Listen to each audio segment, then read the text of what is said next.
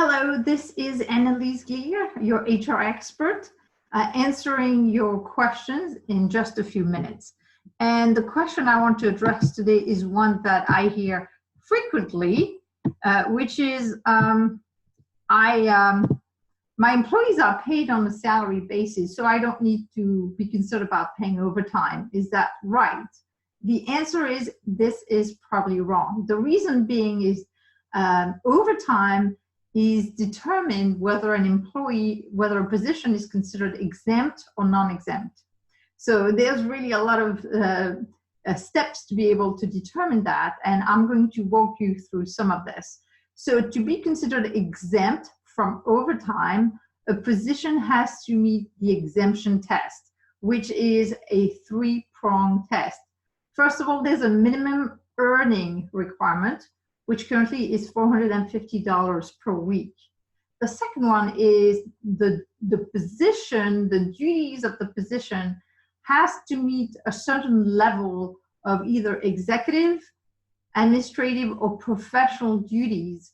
And if they don't, then even if the position earns more than the minimum wage outlined here, the position cannot be considered an exempt position. And the third part of the three-pronged test is that indeed wages are paid on a salary basis. And what does that mean? That means that the earnings do not vary from week to week based on the number of hours worked or the quality of the work. So it's really a much more involved decision process than just, they're paid the same amount every week, so I don't need to worry about overtime.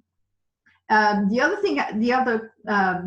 thing I want to mention is the fact that being non-exempt from overtime is the default classification.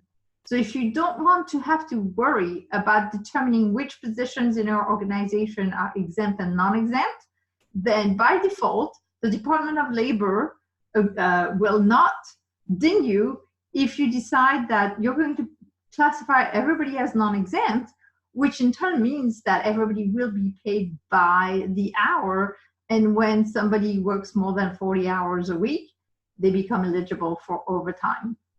Finally, and there is a new development that is happening in 2019 around exemption, and it's the fact that the salary threshold for exemption is likely to increase to $675 an hour, which equates to $35,000 and about $300 per year.